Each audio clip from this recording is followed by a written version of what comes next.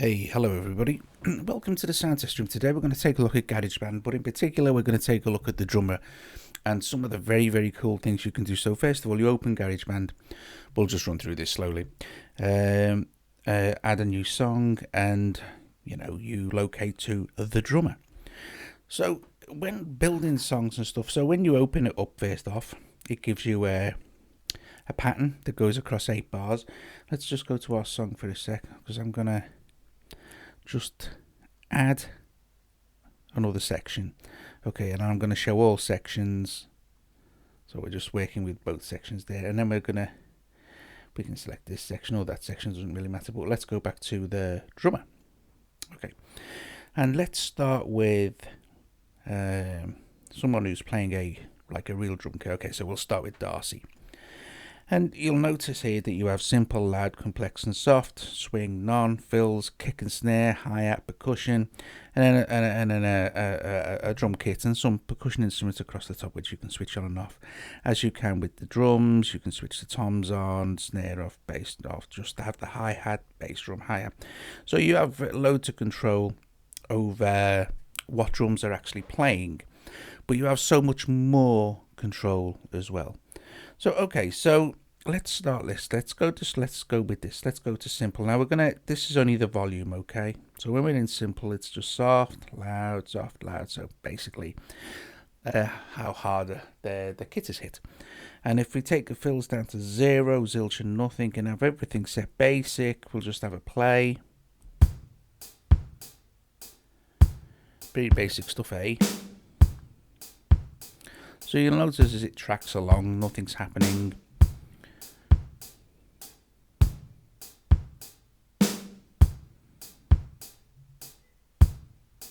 And it'll just run on to the next one. Right, now, we'll see what happened there. This is set for what I first had it set on, but because I've made alterations here, you'll see they change here. See? So there and there. So I really want some sort of fill at the end of that little 8-bar loop there. So if we just set the fill to about there, we should get a fill at the end. And what we'll do is we'll move the timeline along a bit.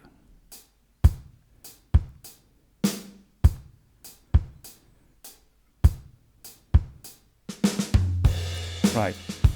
So, but I think this is a little complex still. So I'm going to take the kick and the snare down to about 3.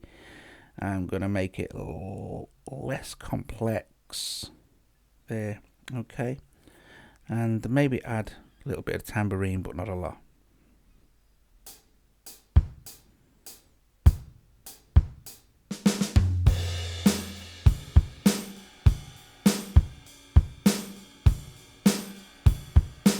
Some tambourines will pop in every now and then. And it's a bit there, but you can hear it if I increase it. There it is.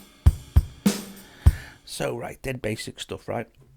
Okay, so, but the cool thing is, right, what we can do is let's go back to our basic here, and let's go to say, let's just double tap there, and let's set this here at 3. Let's put our timeline at 3, like that. Okay, and I'm going to double tap that, and I'm going to hit split, and you'll see this little pair of scissors will appear. What we're going to do is we're just going to hold the scissors and drag down. Okay, and I'm going to move this along to there, and I'll double tap that again, and I'm going to hit split again. And I'm going to move my scissors down, and then I think I shall move my timeline along to there, double tap, hit split, move my scissors down again, and then we'll just go over there. Now what I've got now is 1, 2, 3, 4 completely separate sections of pattern in the first one. So the first one I would want to be quite mild and mellow. So maybe just hi-hat with no fills. Okay, so this should be super basic. Then what we're going to do there is in our second section here, we'll leave that there, bring in the kick and bass drum, that's fine. Make it a little bit more complex. Actually, yeah, I want the fill to be quite a thing there. So make it a little bit more complex. And then for this section here, I'm gonna again have no fills playing, but I'm gonna make the kick and the snare a bit more. I'm gonna keep the hi-hat there as well, and I'm gonna make it a touch more complex. And then for this last one, I'm gonna have the fills quite high. I'm gonna have it quite complex, but still the same, but I'm gonna bring in some percussion. And then for this last section, now other than going through the whole thing and splitting it up and everything, I'm going to have it really go mental. And I'm going to have play toms, have loads of fills, and have it very complex, have loads of percussion, but have it with claps as well. And yeah, we're going to leave it with the toms, I think. So now you should notice a drastic difference between the whole thing. And this is a great way to build up your whole track. So let's have a listen. Starts off super simple, right?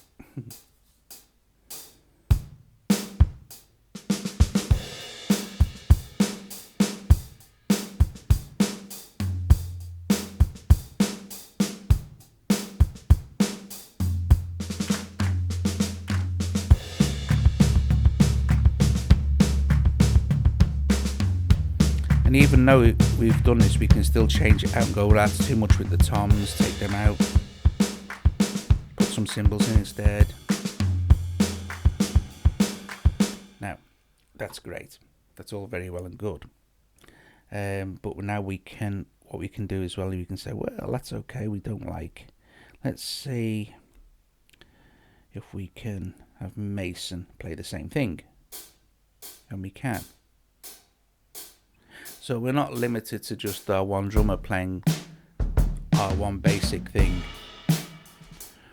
But also another cool thing is if we now go to songs here, let's add the drummer.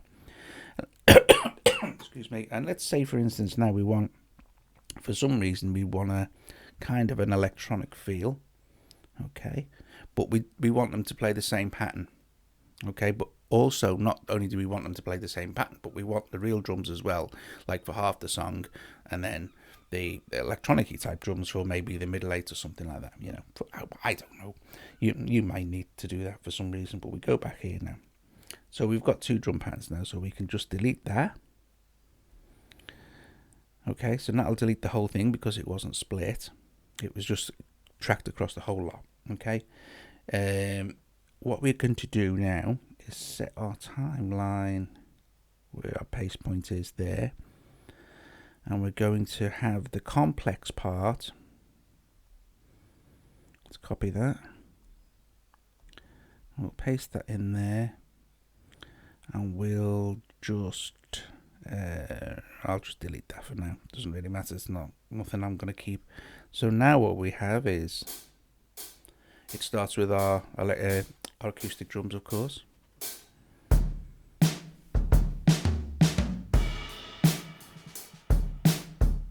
It should be quite mental, but with the electronic feel going on.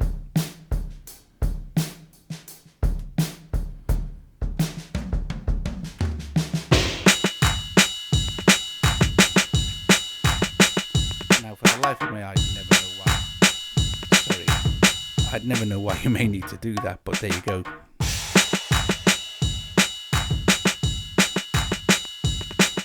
So there you go, guys. The quick look at the different ways you can cut up. So remember, like, cutting up stuff is the cool thing, and you can cut it any way you like, of course. Just remember, you do this, and then you hit split. But remember, I mean, it's a bit weird, it doesn't actually. But anyway, you just drag down and it's split, and you have two separate sections, and then you can do that in. Obviously, you could do it wherever you like. You could do it, say, let's do it there. I don't even know. I mean, split. You could actually. You could do tiny splits, So not even just a titchy one beat split or something. But it's a cool way to add stuff. And like I said, getting to know how the drummer actually. How he plays and now. I'll tell you what. I'll show you something else as well. Let's just create a new song. It's easier. Let's do this with the electronic drums. You see, it's cool. This is, you can just take out all the drums. You can do that. It's the same with the Watts, but you get a little bit more control here. So you could actually build up tracks and just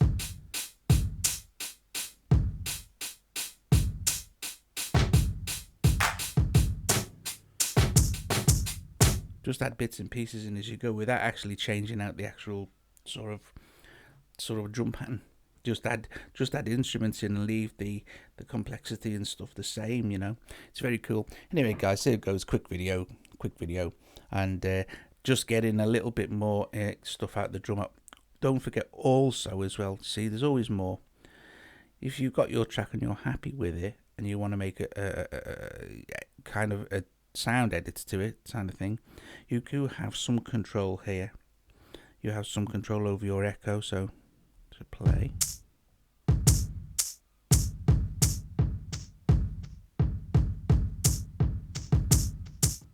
Some reverb.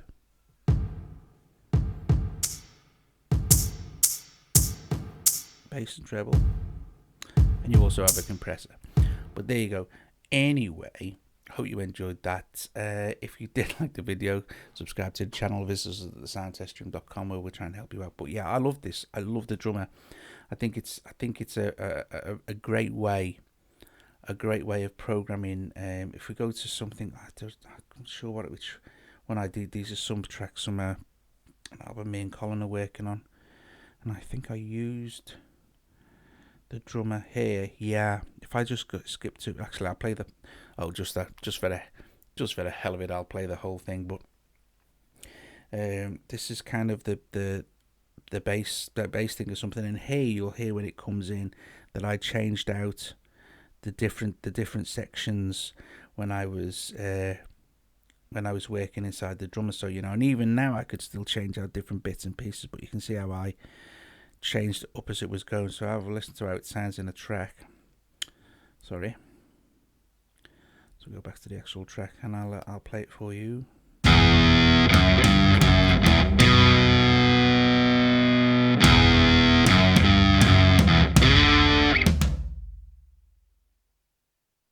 These drums, by the way, are the MIDI patterns for the I played. God, what's the matter with me today? Because it's early. So if you get like with the drums in this section, I just edited the MIDI to suit. But I'll get into that. That's another. I'll do that in another video, I suppose. Anyway, here's the thing again. You might actually like it. It's from an album. It's from a new album that we're working on now. We've just released Dark Side of the Pen, and of course we continually, musicians write music. Working on another one now called the Last Will and Testament of Walter Canterbury, which is a lot of fun. But yeah.